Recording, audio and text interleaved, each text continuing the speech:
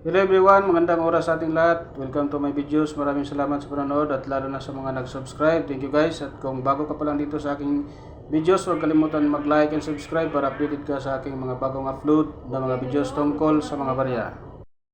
Ito yung 5 piso guys na hinahanap ng ating mga kolektor. At mahal din ito ang bintahan sa carousel. At lalo na doon sa subastahan, doon sa Manila. Ay nagkakahalagi ito ng 12,000 pataas dahil konti lang ang mga ginagawa nito ng mga ganitong nonagonal type. So viral ito ngayon guys sa ating mga kolektor. Binibenta ito guys ng 12,000 doon sa carousel. So pag mayroon kayong ganito guys, ipunin nyo na lang at hintayin nyo lang tamang panahon para pwede kayong mag-sailing kung marami na kayo nakolekta sa mga ganitong itsura na 5 piso nonagonal type. Ito yung picture niya guys. Share niya is Philippines. Period, Republic of the Philippines. Republic, 1946 hindi. Type, Standard Circulation Coin. Year, 2019 hanggang 2021. Value, 5 piso. Currency, piso, 1967 ang date. Composition, nickel plated steel. Meron siyang timbang na 7.4 grams. Diameter niya 25 mm. Thickness 2.2 mm. Shape is nonagonal. 9-sided. Technique, mild. Orientation, middle alignment.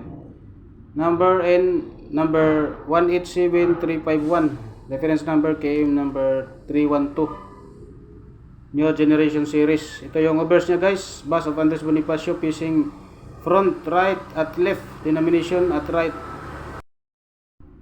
Script Latin. Lettering Andres Bonifacio, Republika ng Pilipinas. 5 piso 2020 PI.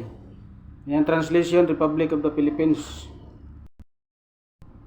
Ito yung reverse guys. Jade Vine, Strongo Lodon. Macrobotres at left, bank sale at right. Script Latin, lettering Tayabak, Bangko Sentral ng Pilipinas. Translation, Central Bank of the Philippines. May edge siya na plain. Mint, BSP, Security, Plants, Complex, Quezon City, Philippines. 1975 ang date.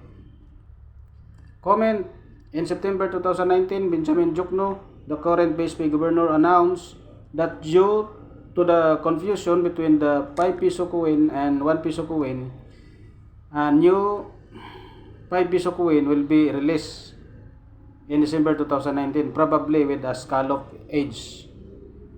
The shape in 9-sided. So meron siyang 2019 nga 87% ang nilabas, may extra pa siya na 36 pesos. About uncirculated is 36. Uncirculated niya is 84 pesos.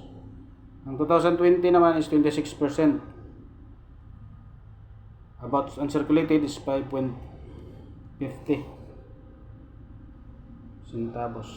2021 ay 15%. Walang presyo. At sa carousel naman, selling platform natin ay binibenta ito ng itong 2019 ng 2,000. At ang 2021 ay may price din na 15,000 pesos. So yan guys, ang nakuha natin ng mga informasyon galing sa enomista.com tungkol sa ating 5 piso nonagonal type New Generation Coins. Thank you for watching. God bless sa ating lahat.